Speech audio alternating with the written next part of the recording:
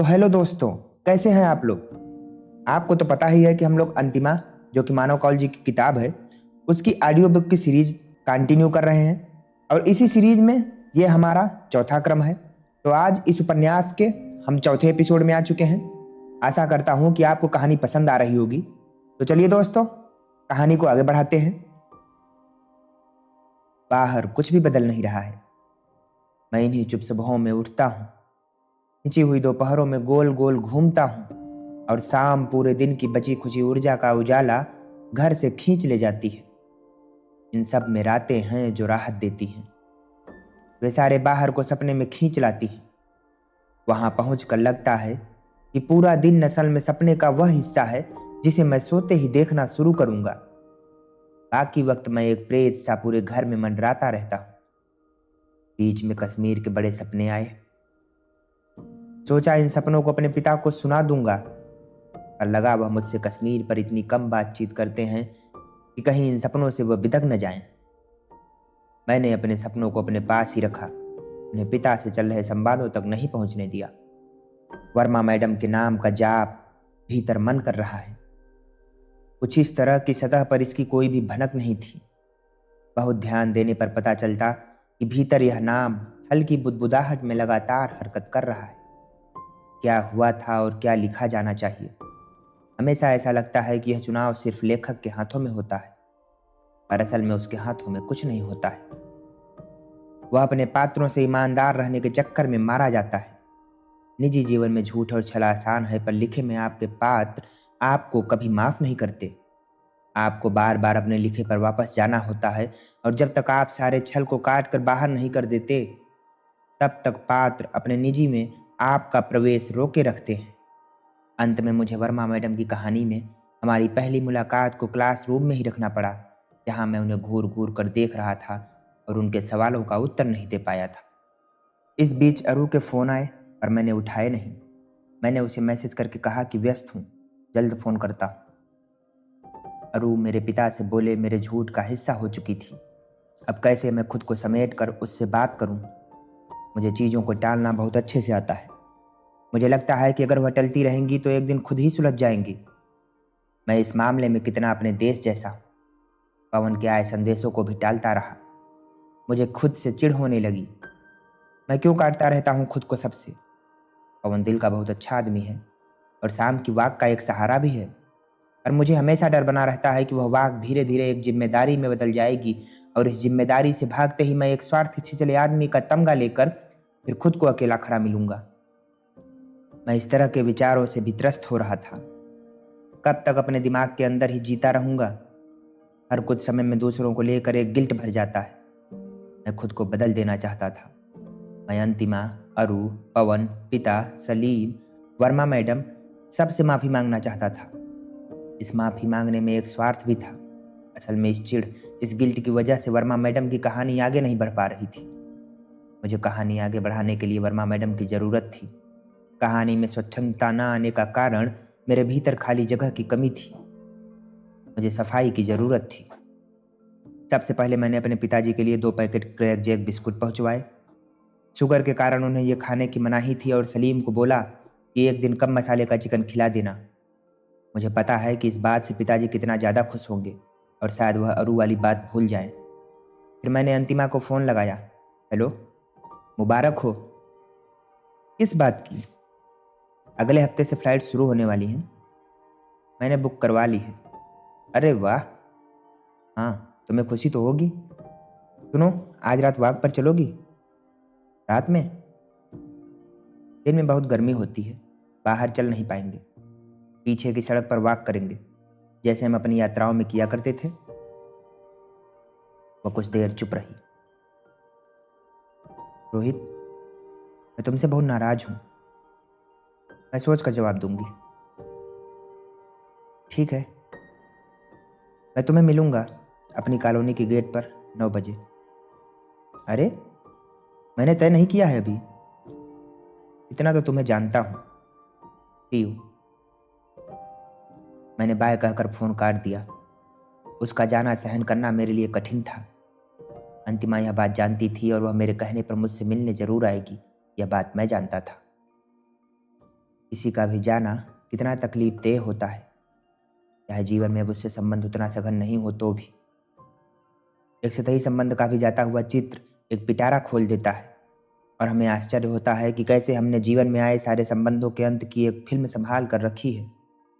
हमें संबंधों के पहले दिन बहुत कम याद रहते हैं, पर अंतिम दिन में एक भयानक नाटकीयता है, उससे छुटकारा नहीं है कभी।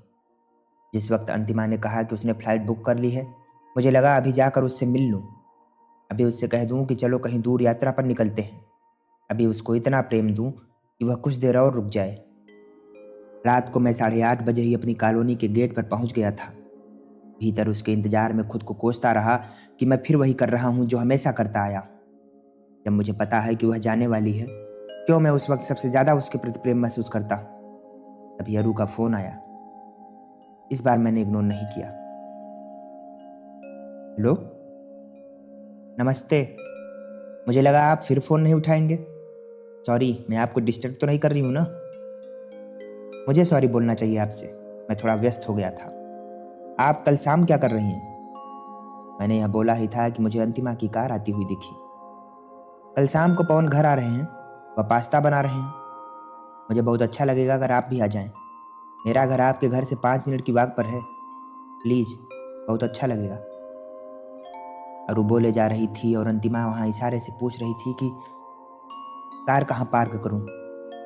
मैंने अंतिमा को इशारे से कहा पीछे की तरफ। वो पार्क करने लगी और मैं उसकी तरफ बढ़ रहा था। ठीक है, मैं सोचता हूँ। मैं आपको अपने घर का पता मैसेज करती हूँ। कल 7 बजे के बाद आप कभी भी आ सकते हैं।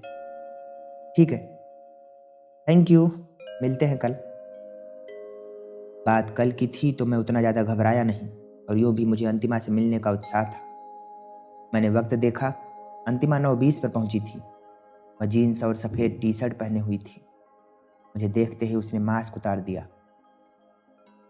मैंने कहा, मास्क लगा कर ही रखो, हम वॉक पर जा रहे हैं। और हम पीछे की अंधेरी सड़क पर चलने लगे। वह बहुत खूबसूरत लग रही थी। मुझे लगा मैं अपनी पुरानी अंतिमा को देख रहा हूँ। पीछे की तरफ जाने वाली सड़क खाली थी। सिर्फ कुछ कुत्ते लैंप पोस्ट की पीली रोशनी में यहाँ वहाँ टहलते दिख जाते थे। कुछ देर में एक पुलिस की गाड़ी निकली। पुलिस वाले हमें देखते हुए आगे निकल गए। मुंबई इतना खाली कभी नहीं था। इस वीरानी के कारण यह शहर बीमार लग रहा था। कल मैं तुम्हारी कविताएं पढ़ रही थी और मुझे अचानक इतनी हंसी आने लगी। तुम कितना बदल गए हो। तुम मेरी कविता की किताब क्यों अपने साथ लिए घूम रही हो? रोहित, किताब नहीं, तुमने मुझे शुरुआत में बहुत सी कविताएं मेल की थी। वे अचानक सामने आई और मैं हंसती रही। तुम कितना छुपाने और किसी के जैसा बनने में कितना झूठ लिख देते हैं, खासकर कविताओं में। कविता अच्छी थी पर वह तुम नहीं थे।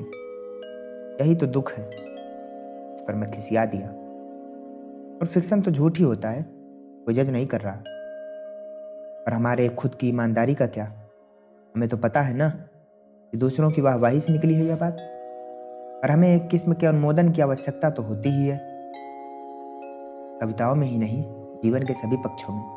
मैं जिस ऑफिस में काम करती हूँ, मुझे अच्छा लगता है कि जब मेरे ड्राफ्ट किए हुए मेल पर मेरे बॉस सिर्फ अप्रूव्ड के पहले गुड लगाते हैं। सही कर रही हो, पर एक लेखक का बॉस कौन है या कौन होना चाहिए, मुझे नहीं पता। बस यह जानता हूँ कि नया कहने में कोई भी सहायता नहीं करता। आप उस दुनिया में एकदम अकेले हैं। हम दोनों एकदम विपरीत चीज़ों की बात कर रहे हैं।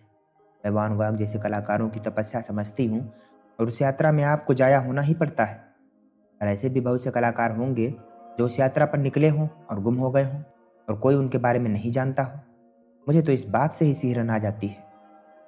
पर शायद वह गुम न हुआ हो, बस हम लोग उस कलाकार को नहीं जानते। तुम्हें अपनी कविताएं इसलिए अच्छी नहीं लगती क्योंकि शायद तुम अब उस व्यक्ति से ईर्ष्या करते हो जो कविताएं लिखा करता था। मैं अंतिमा को देखता रहा। वह कितना गहरे तक मुझे जानती है और मैं उसके साथ में कितना सहज रहता हूँ। कितना ज़्यादा मुझे इस तरह की बातों की कमी महसूस हुई है पिछले कुछ सालों में। इतने दिनों बाद अचानक बातचीत का गहरा स्वाद आना शुरू हुआ है। आपके डरों से आपके खुद के संवाद बहुत भयावह होते हैं। अंत में कौन जीतेगा इसका फैसला हमेशा सबसे कमज़ोर घड़ियों में होता है। मैंने बहुत दिनों से तुम्हारा नया लिखा हुआ नहीं पढ़ा। मैं सच में देखना चाहती हूँ कि तुम कितना बदल गए हो। कहानियाँ पढ़ना बस छपने ही वाली हैं। पहला कहानी संग्रह, आई एम एक्साइटेड। वो तो आने ही वाला है ना? हाँ, अगर ये लॉकडाउन नहीं होता तो आ जाता, पर अच्छा ही हुआ वो रुक गया है। अभी अभी प्रेस का काम शुरू हुआ है और मुझे लगता है कि उसमें एक कहानी कम है। तो लिख रहे हो वह कहानी? यही तो यकीन नहीं है कि मैं कहानी लिख भी पाऊंगा कि नहीं। मुझे अपने संपादक से इस बारे में बात करनी है। क्या मैं हूं तुम्हारी कहानियों का हिस्सा? जैसे लड़कियों से उनकी उम्र नहीं पूछनी चाहिए, वैसे ही किसी लेखक से यह प्रश्न कभी नहीं करना चाहिए। सीमा हंसती और उसे हंसता हुआ देखकर मुस्कुरा दिया। मैं कितना बदल गई हूँ। कभी कभी मैं सोचती हूँ कि क्या मैं वो हूँ जो तुम्हारे साथ बैग उठाकर हिमाचल गई थी, ऑस्ट्रिया घूमी थी। अगर हम उन तस्वीरों को अभी देखें तो सच कहती हूँ, यकीन करना मुश्किल होगा कि हम वही दोनों हैं जो अभी इस वीराने में टहल रहे हैं। उसी वक्त एक कुत्ता अंतिमा के पास भागता हुआ आया। उसकी उत्साही पूंछ तेजी से हिल रही थी, मानो वो दोनों एक दूसरे को पहले से जानते हो। अंतिमा घुटनों के बल बैठ गई और देर तक उस कुत्ते से खेलती रही। उसके आसपास कुछ और कुत्ते जमा हो गए। अंतिमा ने सबको प्यार दिया। मुझे हमेशा से अंतिमा को दूर से इस तरह देखना बहुत सुंदर लगता था। हर आदमी कितना खूबसूरत दिखने लगता है जब वह अपनी पूरी तल्लीनता से किसी काम में घुसा हुआ होता है। कुछ देर में अंतिमा ने सारे कुत्तों को आदेश दिया, बस चलो, जाओ। और सारे के सारे कुत्तों ने अपनी पूंछ हिलाकर अंतिमा की आज्ञा का पालन किया। सॉरी। अरे सॉरी क्यों बोल रही हो? इतना अच्छा लग रहा था मुझे तुम्हें ऐसे देखते हुए। वह जिस तरह कुत्तों को सहला रही थी, ठीक उसी तरह उसने मेरे बालों पर भी हाथ फेर दिया और वह हंसने लगी। क्यों हंस क्यों रही हो? उन कुत्तों की तरह तुम्हें भी प्यार की जरूरत है ना? मुझे भी लगता है। किसी को डेट कर रहे हो? वर्मा मैडम? मैडम? जो नई कहानी लिख रहा हूँ, वर्मा मैडम, उसका ही भूत रात भर जगाए रहता है, लिटरली। हम पीछे की सड़क से होते हुए एक पार्क के बगल से गुजर रहे थे। पार्क के बाहर एक अकेली बेंच लगी हुई थी। मैंने सोचा अंतिमा के साथ यहाँ बैठना चाहिए, पर जब तक मैं उससे यह कहता, हम उस बेंच को क्रॉस कर गए। मैं कह सकता था, पर हम दोनों के बीच एक मौन का घेरा खिसक आया था। मैं उस मौन में वर्मा मैडम के बारे में सोचने लगा और वह शायद अपने दिल्ली के जीवन के बारे में। कुछ वक्त बाद हम दोनों ने अपने मौन में बने रहकर एक दूसरे को देखा और अचानक लगा कि कितने दूर हैं हम दोनों एक दूसरे से। मुझे लगा कि मैं इस लड़की को कभी नहीं जानता था जो इस वक्त मेरे साथ चल रही है। इस अनजानेपन की इतनी तीव्र पीड़ा मुझे होने लगी कि मुझे लगा मैं छू कर देखना चाहता हूँ कि क्या ये वही अंतिमा है जिसे मैं जानता था। मैंने उसके बालों पर अपना हाथ फेरा और अंतिमा रुक गई।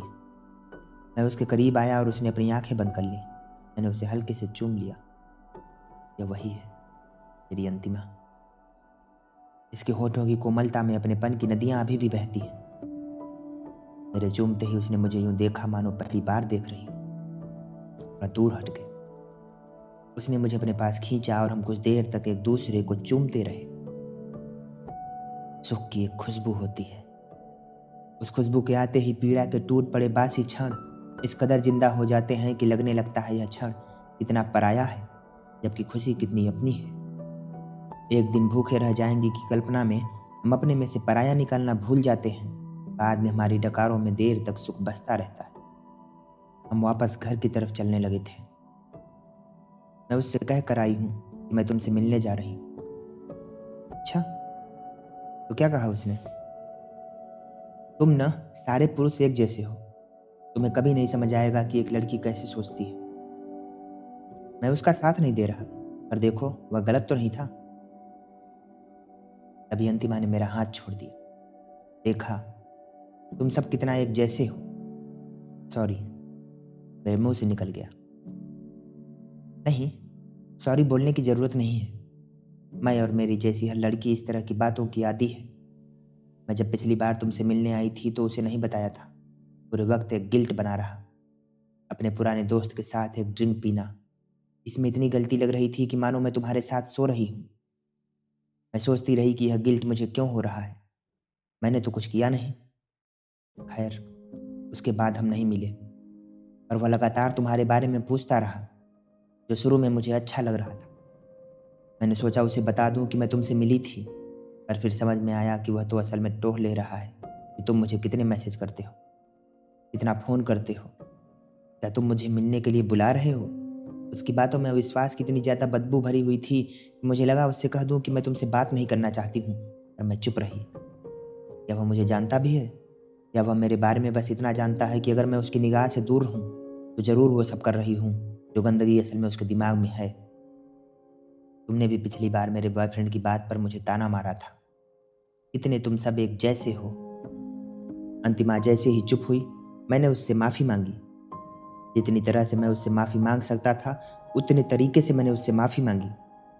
वह चुप रही। पहली बार वह ये सब कहते हुए रो भी नहीं रही थी। उसकी आंखें ठंडी थीं। मैं अपनी कही हर बात पर पछता रहा था। छोटे शहरों से आए लड़कों को बहुत वक्त लगता है एक अच्छा इंसान बनने में। नहीं, बात छोटे शहरों की भी नहीं है। इस पुरुष समाज से आए लोगों को बहुत ज़्यादा वक्त लगता है औरतों को इंसान मानने में। हमें लगता है कि हम बदल गए हैं, पर यह पुरुष प्रधान समाज के सारे दांव पेच इतने ज़्यादा खून में रचे बसे हैं कि अगर हमें बदलना है तो हमें लगातार सचेत रहना पड़ता है अपने कहे में।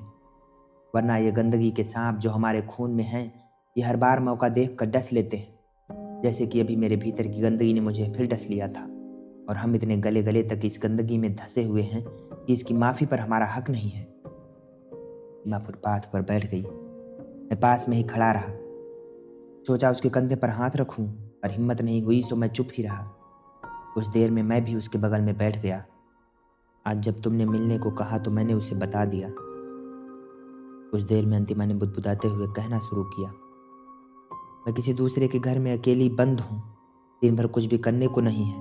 अकेलापन खा रहा था, पर सिर्फ अपना संबंध बचा रहे इस चक्कर में तुम्हें फ़ोन तक नहीं किया। वह आज दिन भर मुझसे लड़ता रहा। मुझे यहाँ आने में देर भी इसी वजह से हुई। फिर गुस्से में मैंने उसे बता दिया कि मैं तुमसे एक बार और मिल चुकी हूँ। उसने वही कहा जो तुमने मुझे कहा था। मैंने उससे अंत में कहा कि आई एम गोइंग टू किस हिम टुडे। उसकी आंखों से अब आंसू आए। मुझे ठीक लगा कि वह बह जाने दे रही है सब कुछ। मैंने उसका हाथ अपने हाथों में लिया और कहा, चलो घर चलते हैं, मैं तुम्हारे लिए एक अच्छी चाय बनाता हूँ। हम दोनों घर आ गए। वह घर में घुसते ही सोफे पर लेट गई। मैं किचन में चाय बनाने चला गया। जब तक चाय बना कर लाया तब तक वह सो चुकी थी।